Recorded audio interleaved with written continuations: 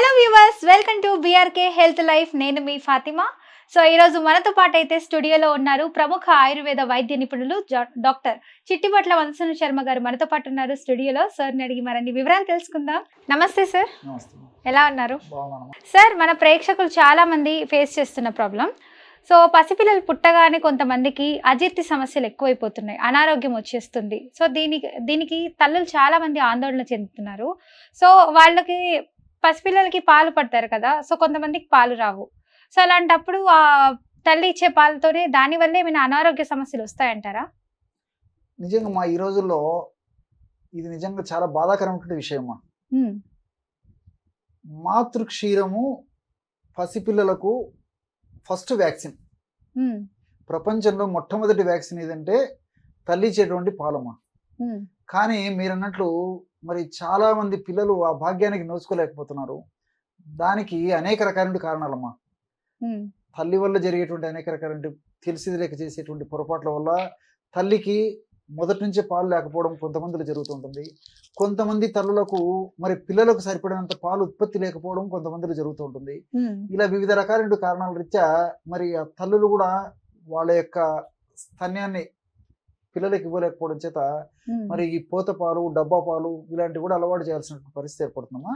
So తల్లి మొదటి నుంచి గర్భవతిగా ఉన్నప్పటి నుంచి చక్కటి జాగ్రత్తలు తీసుకుంటూ చక్కటి ఆహార నియమాలు పాటిస్తూ చక్కగా ఇలాంటి నియమాలన్నీ పాటిస్తున్నట్లయితే చాలా వరకు 190% మందికి వరకు కూడా ఎలాంటి ఇబ్బంది ఉండదమ్మా. కానుపు అయితేనే స్త్రీల యొక్క దేహధర్మంలో భాగంగా, జీవధర్మంలో భాగంగా, శరీర క్రియల్లో భాగంగా చక్కగా మరి కానుపోయిన తర్వాత వెంటనే స్తన్యోత్పత్తి కావడం జరుగుతుందమ్మా.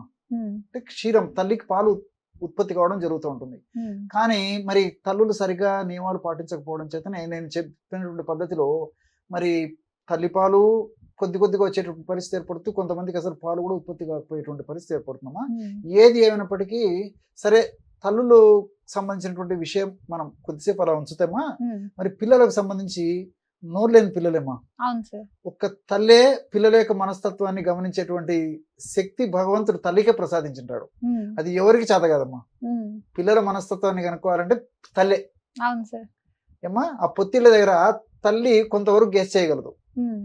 పిల్లలకు నోరు లేదు, వ్యక్తపరిచేటువంటి విధానం తెలియదు, కేవలం ఏడుపు.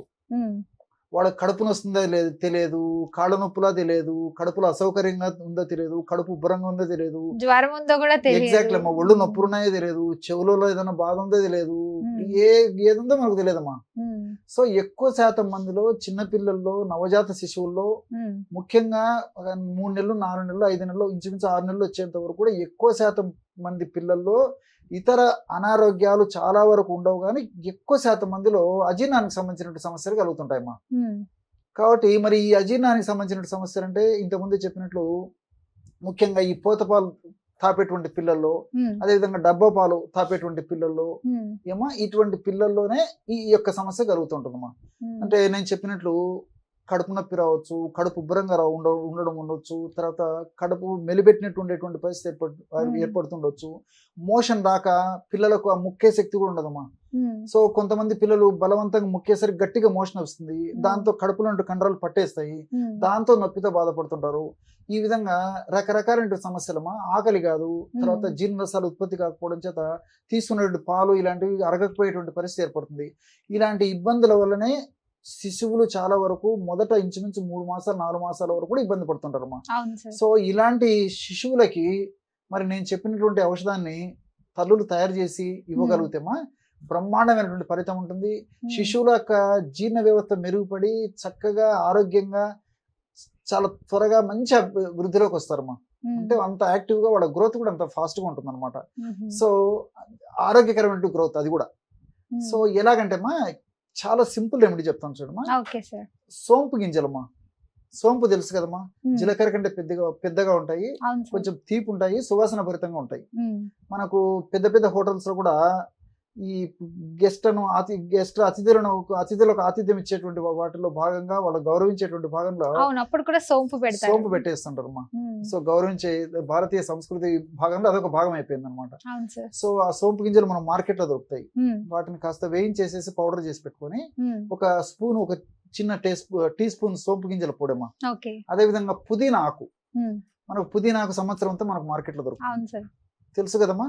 సో పుదీనాకును బాగా కడిగేసేసి ఎండబెట్టేసేసి మిక్సీలో వేసేసి మెత్తటి పొడి అయిపోతుందమ్మా.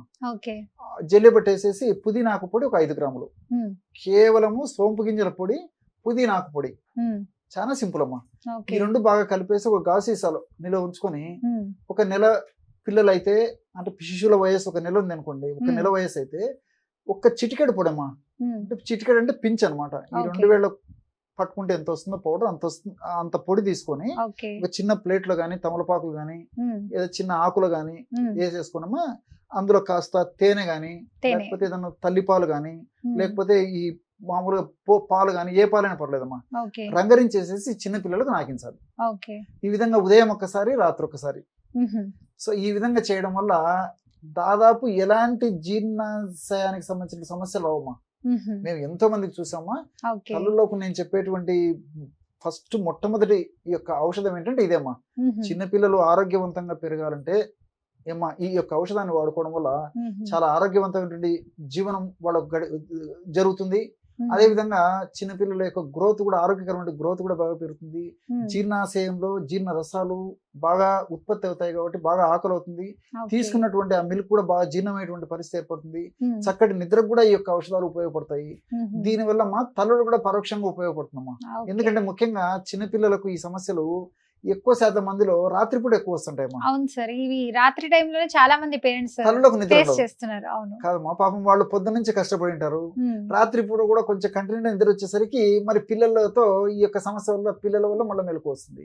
ఆ తల్లులు పిల్లల్ని సంరక్షించుకోవడము, పిల్లలకు వాళ్ళు ఉపచర్య చేయడంతోనే తెల్లవారిపోతుంది. సో తల్లుల ఆరోగ్యం కూడా ఇబ్బంది పడుతుంది. సో పరోక్షంగా ఈ పద్ధతిలో ఔషధం తయారు చేసి పిల్లలకు వాడుకోవడం వల్ల తల్లులకు కూడా మంచిదమ్మా. అవును సార్, వీళ్ళు ఏడవరు కాబట్టి పిల్లలు, సో తల్లులు కూడా ప్రశాంతంగా అంతే కదమ్మా.